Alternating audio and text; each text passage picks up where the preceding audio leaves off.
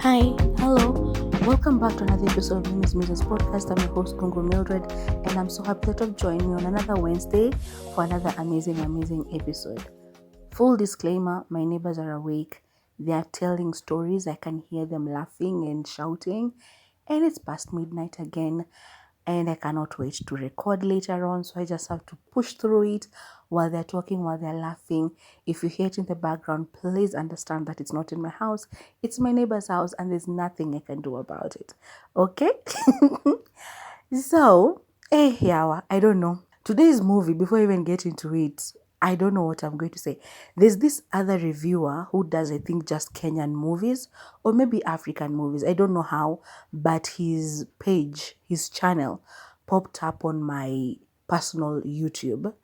And I went to see, he was giving a review of the movie that Jackie Vika and Mamito did, Inside Job. He was giving a review of Inside Job and the things that he was saying about the Kenyan movie industry and the actors themselves, the way he was talking. And I was looking at him and I was like, no, I didn't finish the whole thing. And I'm thinking that I should just find a day when I have enough Wi-Fi, I can just sit down and watch a couple of his reviews to see if he's just a hater or if he's somebody who actually knows what he's talking about. And also the comments on that guy's channel while he was reviewing that, they were just like nasty. Most of them, the things they were saying, I was like, well, a part of me is glad that people are not commenting on my thing because not a lot of people are watching. But another part, of course, the part that wants me to make money out of this, wants people to comment and to engage with this content so I can get more subscribers and stuff. But I was watching that, I was like, I don't know how I'll be feeling about that if people are commenting. I think nowadays I can still have the energy to do YouTube because I do not have enough people like who can comment and stuff. And I know I can just choose to never read the comments, or I can choose to read them and be blocking the ones who are bad. But yo, this person, it's like they do not understand how sort of young the Kenyan movie industry is, the film industry. And the people who are running it are the people who are like who love the industry. I know some of them are very problematic. I know it and I understand it and I respect the people who have spoken out about it. But then the few things I had him say about the industry and the people who are actually trying to bring these shows to us, what he said about the actors, some of it I concurred with him, some of them I was like, yeah, no. But anyway, I'll find a day to just watch a couple, even just 5 videos, because they're not long ones, they're like 10 minutes. I'm the only one who does like 40 minutes worth of review, and I'm like, what? But anyway, the way I do my review and the way he does his is not the same. I found out that I do mine like another YouTuber I saw. And so I was like, okay, so I'm not doing the wrong thing. But he's a little bit different. And I'll try and watch, even if it's just 5 of them, to make sure that he knows what he's talking about. And maybe he's even a film major, I don't know. So maybe he truly knows what he's talking about. Because most of the things, camera angles, blah, blah, blah, I do not know a lot of these things. But I remember one of the comments, somebody said, like, the industry itself is just trash. And the people who are acting are also just trash. So no matter how good the quality of cameras they are using, whatever they are doing is just bad. This guy said even Nafsi was bad. And I was like, okay. He said, like, there's a dialogue on Inside Job. And he was like, who speaks like that? And I'm like, Kenyans. The way those guys were speaking on that show is how many Kenyans speak. Apart from when they were trying to do, it's just that we do not interact with every Kenyan. But a lot of people, Uku Westlands and Kilimani and places like that, they speak like how those guys on that show were speaking. And other places, I don't know. But, yo, let me not judge somebody else. But then, as I was trying to say, after I watched that and I was like trying to defend the Kenyan film industry in my head and I'm talking about it, blah, blah, blah, I decided to watch today's movie because it was on my list for the movie for this week. And I wasn't sure about it. The little synopsis I had seen about it was very small, and you know, the ones that they write on Netflix, right? And the trailer was also very mild. And then I sat down to watch this movie and let's just say I'll talk all about it at the end. I don't even know how I'm going to be giving this review. I don't know if I'm going to I just don't. Let me start and see where it goes, okay? Let me just do that. So on today's episode, we are going to be giving a review of a Kenyan movie called Taliya. Taliya is a 2022 Kenyan movie written and directed by Arnold Mwanjila and produced by Joseph Gadongo and Arnold Mwanjila. The cast members include Maina Olwenya, he plays Babu. May he continue resting in peace. I was so happy to see him in this movie, but I hated his character. Brian Ogola, he plays Jabari. Mwajuma Bell plays Taliya. Joseph Omari plays Mzee Santi. Caxton Osozi Kichamu plays Chiriku. He's a guy. I thought Chiriku is a female name. Maybe it's for both. Teresa Omina Shikolio plays Mama Pendo. Richard Rolia plays Father John. Chabel Ngeti plays Obi. Georgia Lenny plays Amina, amongst other cast members. Now, if you love spoilers like me, continue watching this, continue listening to this. If you do not like spoilers, I'd urge you to go on Netflix, watch the movie Taliya, then come back here and tell me if you agree with me or not, because this is official spoiler alert. Okay? This movie was all over the place. Honestly, I was waiting so much to watch this movie, and then I pay for the Wi-Fi and I sit down and start watching. And just like 10 minutes in, I was like, even 5 minutes, I think, I was like, no, I want to stop. I kept wanting to stop, but I didn't have a backup Kenyan movie because I think there's one more Kenyan movie I've not watched on Netflix, but I'm not going to watch that one because a lot of movies on Netflix that are Kenyan are political, apart from Disconnect and Inside Job and stuff like that. But most of the others, the older ones, they're political and I'm just tired of watching them. Actually, I don't know what I'm going to do moving forward with Kenyan movies. I think I'm going to go on YouTube and try to find new ones apart from, the ones that I've already watched. I don't know, but I only know those two that are very good. Others, I'm not so sure, but I'll try and find them and see if I can find a good Kenyan movie. Because most of the ones that are there are done by amateurs, people who just call themselves and their friends and they were like, let's act something. And if I don't get any good movie, I think I'll start doing a review of like TV shows that are on Netflix or even on YouTube, because I know a couple of them, like Awinja's Disco Matanga, like Jackie Matubia's, I don't remember what it was called, but I remember watching it. Was it last year but one, something like that? I think last year but one. And then there are others. I'm sure there are a lot of others. So maybe I'll start doing that. I don't know. Or even reviewing podcasts done by Kenyans. I do not know. I'll just try and find something because TV shows are long and the shortest ones are like 6 episodes. The longest ones have season 1 and season 2 and season whatever. I don't know. I'll see what I'll do with Kenyan shows. Or maybe I can just be giving a review of Nigerian and South African movies because there are a lot of them on Netflix. But at this point, I feel like I've reviewed a lot of them, especially because I was checking for the next 3 months, writing a new list for the next 3 months. And I'm like, yo, there are no more movies. So I don't know. Anyway, as time goes on, maybe they'll bring more. And I hope to enjoy them. Okay?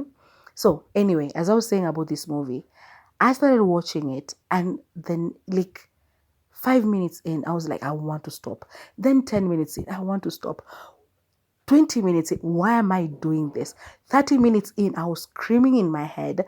I was screaming at my TV because what the hell am I watching? Why am I still watching this?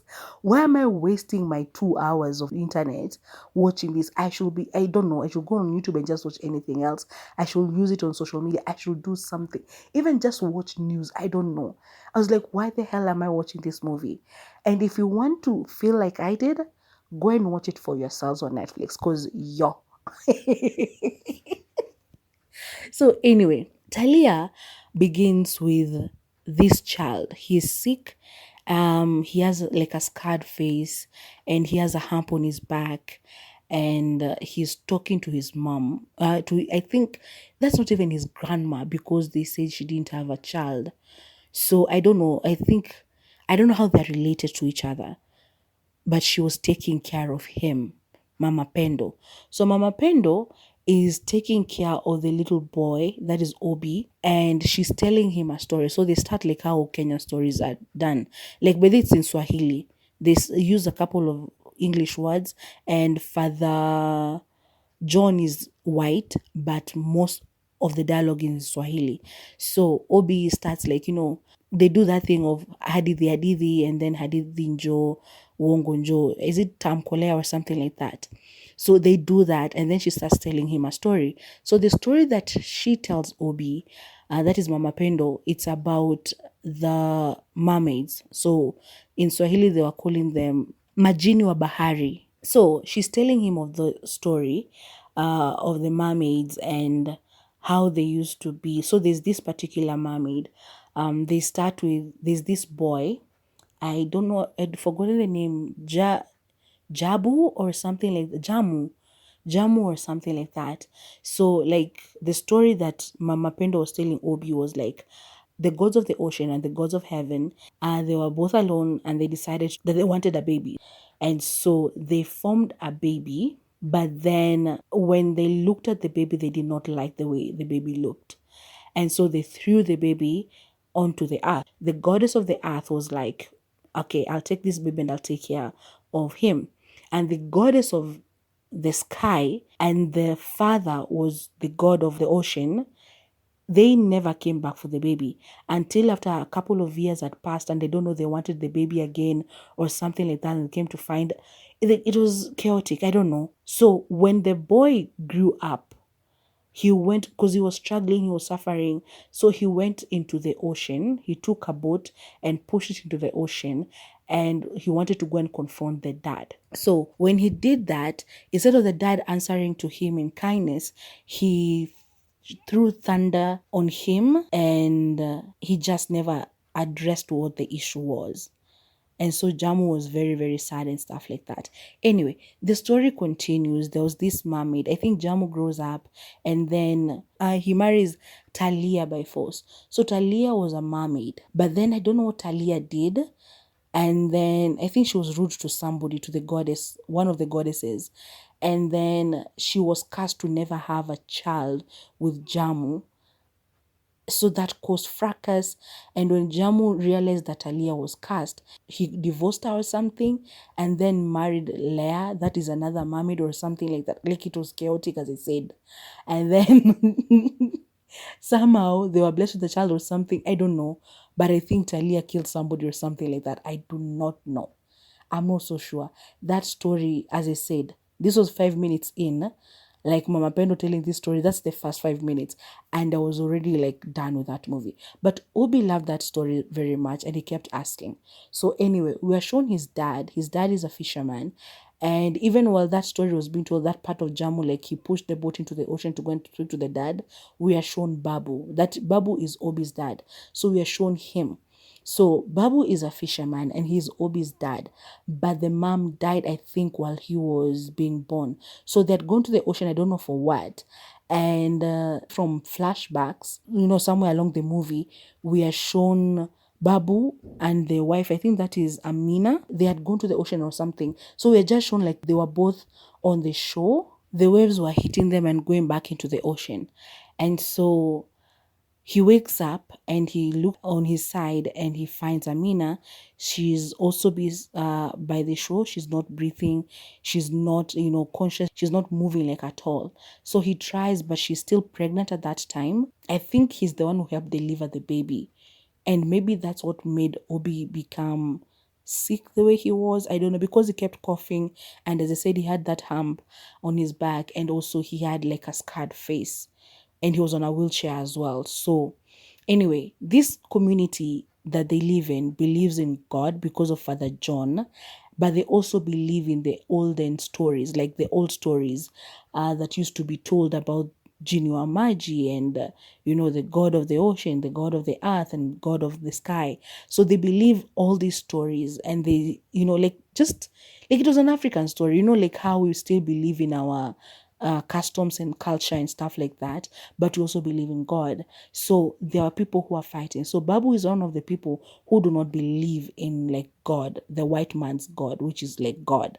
And then him and other people, they do not believe in God and in Jesus. And then there are other people who do, and they go to church. So the church, this man is preaching about, that is Father John. He's preaching about, like ghosts and, demons and stuff like that. When he's talking about this, there's this one time Obi and Mama Pendo have gone to church, and he's talking about that and the way those, demons bring illnesses and stuff like that. And people in the church, they start pointing at Obi, like Obi is a product of the demons or something like that, or he's a demon himself because of the way he's sick. So this community believes that if you are sick, sickness is brought by demons. Because Taliya, when Jamu left her, apparently, I don't know what magic she did, but she had two children, twins, and that is illness, and I think something else that is just evil. I think ugomvi na magonjwa or something like that, like illnesses and just chaos. So she gave birth to twins. And then Leah gave birth to twins as well, but they were good things. So those two, the two women, the two mermaids or the two women, they had two sets of twins, and those twins had different powers. Like so chaos and sickness, and the other ones had good things. And so they believe that Obi, because he's sick, he's one of the products of the demons that Taliya gave birth to. Babu keeps trying. He goes to the ocean. I think the church used to donate money to him because of Obi's illness. And so they gave him money, and he went and bought new nets to fish.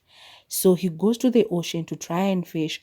And I don't know, he doesn't fish anything, and the nets, like, they just break. I don't know. Then he comes back. He's trying to look for money because Mama Pendo tells him that Obi needs new medication, and the money that he was given from the church, he used all of it on the nets, which all broke. And so he goes to this mzee. That is Mzee Santi. His name is Santiago, full name Santiago. He goes to Mzee Santi. Mzee Santi, he knits like new nets. He's the one who makes the nets. He goes to him and he fixes the broken ones as well. So he goes to him. He's like, could you give me a net? Then I'll pay you later. Apparently he has a lot of debt with all of these people, so he cannot be given anymore. He goes to this shop. Even that person tells him he already owes him like, I think 17,000 or something. He keeps going to everybody and they all tell him the same thing. So there's this other guy, Jabari. Jabari is bad. He's as bad as Babu, but like I think he's a little bit worse. Although they're just bad, they're both bad, because Babu did not like publicly acknowledge Obi because of his illness. He would even tell him like, do not call me dad in front of other people. And Jabari was just a bad Sid. Like I remember they attacked Mzee Santi because apparently he's not a man. And the way the story was being told, I felt like Santi was the god of the ocean, like he was a mermaid himself. And somehow he ended up on land, and because of he was on land for a while, he could now talk, he could walk because he had legs, not fins. I don't like not at all.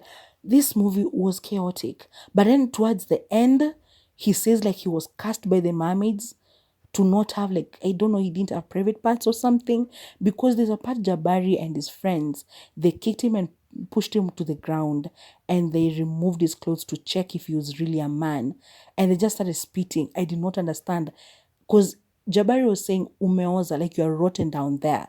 So I do not know what was happening. And Santi also said to Taliya at some point, because we meet Taliya, he said to Taliya that your people cast me. You cast me you cast my private parts or something.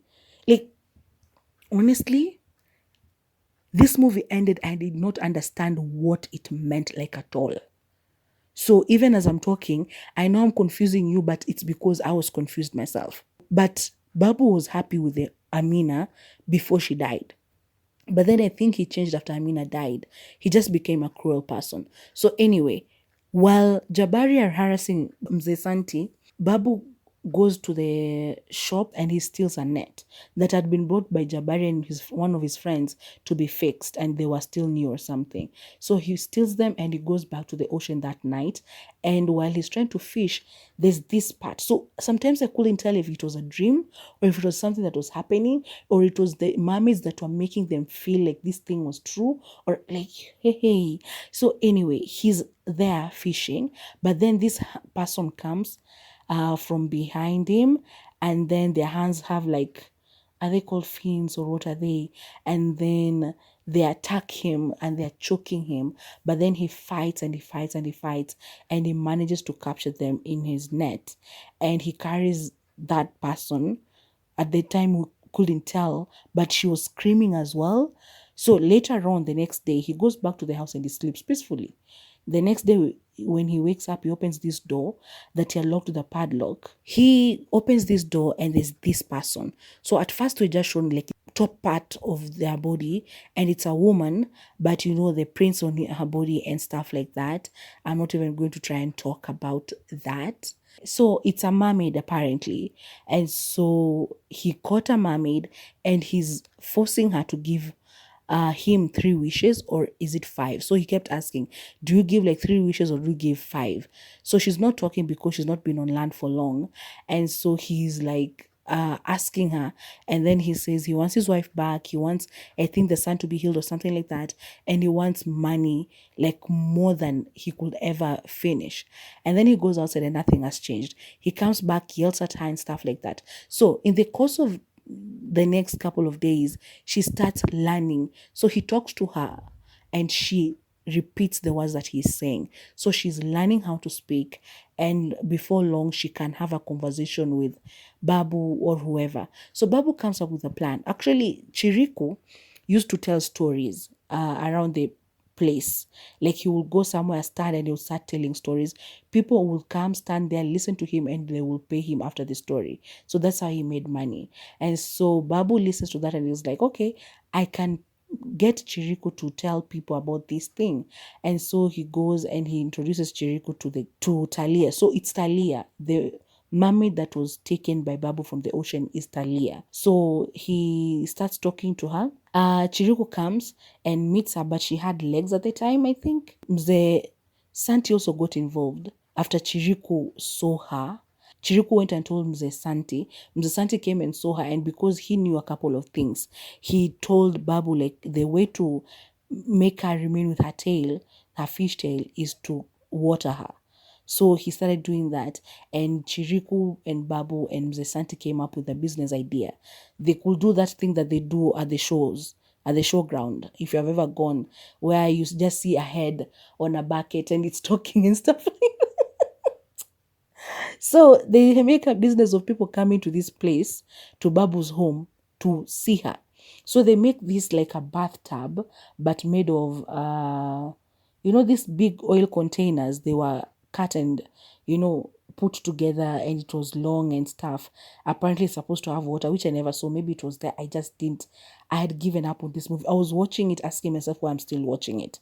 So she lies there. People come to this house and they see her. Some people leave the house screaming. Some people believe that she's a demon. Some people just want to be entertained and they come. So the story was also like wherever Taliya passed, because she's a demon, things used to die, especially the fish from the place that she was taken from the ocean from and area. So everywhere that this guy Babu passed with Taliya, people who had fished, those fish, I don't know, they had gotten rotten. They just rot, even if they were still fresh. And then the ones that were in the ocean, I don't know where he passed, they were dead. I do not know. I do not understand how this thing was playing out. But then somehow, while people were coming to see her, Babu was starving her. He used to beat her up, and I was like, why? Why? And Talia used to fight against everybody else, but she never fought against Babu. And all the time I was asking, like, why? Because the others will try to abduct her at night. They will try to beat her up, and she will scream. She's a siren. So she will scream and those people would leave, they would run. Her scream would throw them like away from her and stuff like that, make them have visions. She will make them have visions. She could make people go to like sleep for a while, and she never used any of that on Babu until when she started wanted to leave. So she had a couple of powers. She could scream and make people, I don't know, be pushed away from her. She could make them go to like sleep or feel drowsy or something. They couldn't move. She could also see people's future, like premonitions or something. So because she saw Chiriku's past as well, and then she saw the future as well, like she could see visions of things. And so she tried to tell Babu some of these things. She warned him about Obi's death at the end. He refused to listen, and Obi somehow died, but he also resurrected. Yo. So she tried to get Chiriku and Mzee Santi to help her go back to the ocean because she was like, I want to go back home. Babu was denying her food. Actually, he said that you have to work in order for you to have food. When people's fish started dying, one of the people came with fish, I don't know for what purpose, and she grabbed it and ate it, and she healed another one. So she could also do that. Like, not heal them to make them become alive. Like, she could unrot the fish.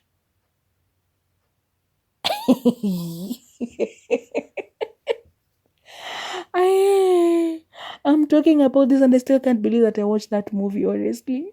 Because what was I watching? But anyway, she had these powers and she could do that. And her lips could get so dry sometimes. Because Babu was just like a mean person. He denied her food, as I said, denied her water, denied. So sometimes this fish that will be brought, she will take it and eat, and Babu will come and go, like harass that person out of there. And they were paying like from 20 shillings to 30 to 40 to 50 to 200 even. Like he was just a bad person.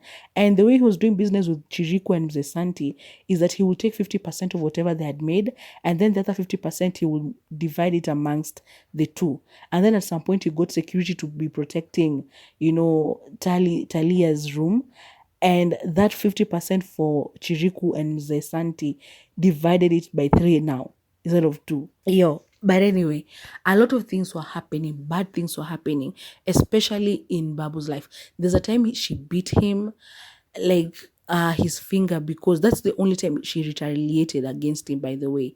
And then like she fought Jabari when they came to attack her, and a lot of other things that she did. But then at the end, they display her for this. I think it was the chief who had come to visit them or something like that. Because this movie, they also tried to put politics into it, which did not make sense.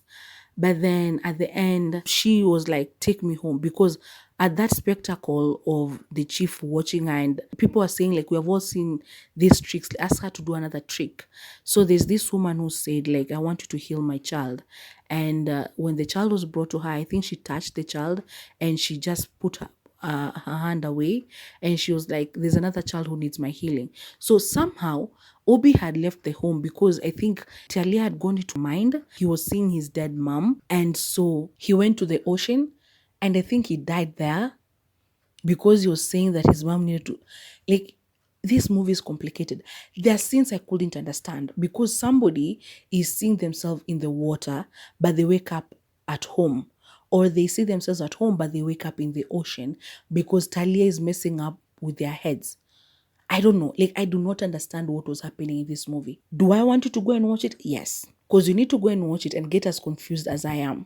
Up to now. I watched it yesterday and I'm still confused today. So, at the end, Obi dies, and we see Babu remembering the wife's death and everything that happened. So I'm like, did he kill the wife? Is he the one who killed her? Because he was choking somebody. It looked like an alternate universe or something.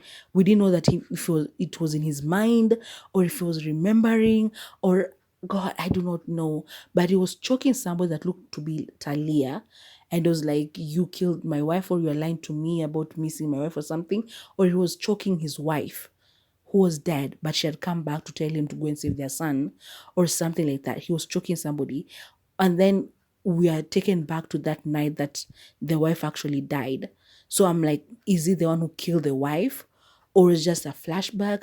Or was it just Talia messing with him? Trying to keep his mind busy while they're escaping. I did not understand. But then Obi comes back because there's this part. Taliya told Chiriku and Mzee Santi to take her to the ocean. So they were on their way.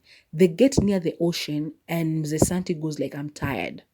And he stops walking and she has her feet, but she can't walk apparently. Because she walked into Obi's room.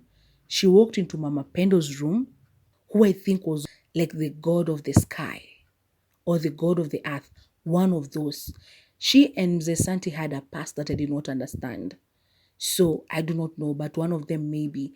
And I feel like Mama Pendo either is a mermaid or something, because who has forgotten that she's a mermaid?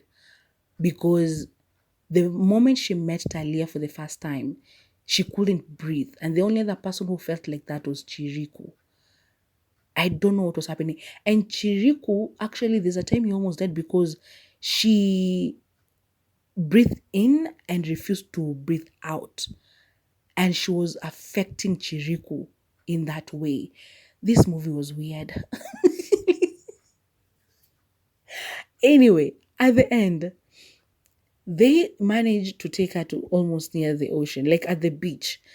Mzee Santi says that he's tired. And then he snaps and takes this kiboko. I don't know, like there was an ini there, a wooden thing, and he starts beating up Chiriku. So in this community, and Jabari was very open about this. So they believe that, as I said, they believe sick people are from the demons. And Chiriku, he was an albino, however you spell that. And they believe that they are cursed as well. So, like, if you are born like that, if you're a child born like that, either with a sickness like obese or with, without melanin, like Chiriku, then they kill you and throw you in the ocean. So Jabari kept making jokes about that. They'd even attacked Chiriku at some point, which is something we only knew because Taliya had seen in the past, Chiriku's past. And then in the future, they kept harassing him and insulting him and stuff. And so Mzee Santiwell is beating up Chiriku. He's saying something similar, like, you're supposed to be dead, blah, blah, blah. And he beats Chiriku up, and I'm like, why? So is it Taliya who's doing this? Or is it that energy, the demon energy that is doing this? Is it the one that is causing him to hurt Obi? He beats Chiriku up and Chiriku dies. And then Babu comes because he's also blaming Taliya for his son's death, which he's the one to blame because he's the one who got Taliya out of the ocean. So if Taliya and everywhere that she went, she left death, then he's to blame. He's the one who caused all this evil to happen because he was trying to get a better life or something. And so he tries to choke her again, but then Obi comes from the ocean and he goes like, Baba, I'm okay. I'm alive. I'm not dead. She healed me, which I was like, is that the truth? Or again, is it a vision? Is it just, another mermaid that is transformed itself into Obi? I don't know. But then Obi helps Taliya back into the ocean. But then Babu wakes up and Mzee Santi is dead. And I don't even know who killed Mzee Santi. It wasn't Babu because Babu was unconscious. I think it was the mermaid. I think it was Taliya. But then when Babu wakes up, he's lying next to Mzee Santi on the beach. And so he tries to resuscitate him, tries to call his name. Jabari and a group of other people come from I don't know where. They come to where he is and he's like, who is that? Is that Mzee Santi? You killed Mzee Santi. And he tries to go like, it's not me. It's Taliya. And none of these people remember who Taliya is. None of them.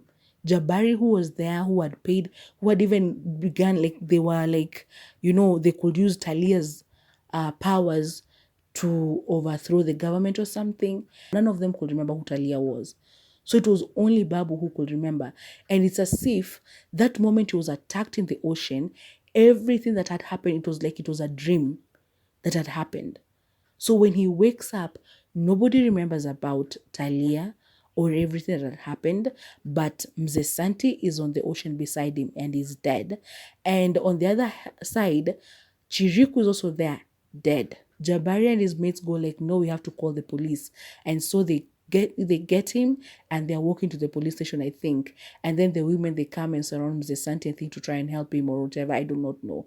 But the movie ends with Mama Pendo coming to the ocean and she's like yelling, Hadithi, Hadithi, like trying to call Obi. And we see Obi and Taliya going back into the ocean. And the movie ends there. So there are a lot of things about this movie I've not said, even though I'm seeing that I'm already on 43 minutes. I do not understand how. Because this movie made no sense to me, and this review is going to be so long, and I do not know why it is going to be why it's so long. I know I've been saying a lot of things, but honestly, I did not understand anything in this movie. Was he dreaming? Was it the truth? Was just the lady Mama Peno telling the story? Was they playing the story that she was telling? I do not know. I do not understand. But Babu was such a bad person, and so was Jabari. I didn't understand like anything. The ending, oh my God. I wanted to go and watch it. Go and watch it on Netflix because I want you to be as confused as I am. And if you manage to understand it somehow, come to the comment section and tell me all about it, all about your understanding. Because I understood nada. I understood nothing. I'm going to give it a 3 out of 10 because it was a terrible, terrible movie. Terrible. These guys acted, maybe they tried, but it had no plot. Like, what was the plot of this movie? What was happening? But maybe I'm also being too harsh, like the man I mentioned at the beginning. So, I don't know. I'm going to leave it at that. So, remember to follow me on Instagram and on TikTok, Mimi's Musings Podcast. If you have reached this far, thank you. Thank you very much. Remember to please make your orders. If you want me to bake something for you, DM me on Instagram. And remember to come back here, then comment, share, like, subscribe, and hit the bell for notifications so that whenever I upload something new, you're going to be amongst the first people to come and watch. Okay? Bye-bye now.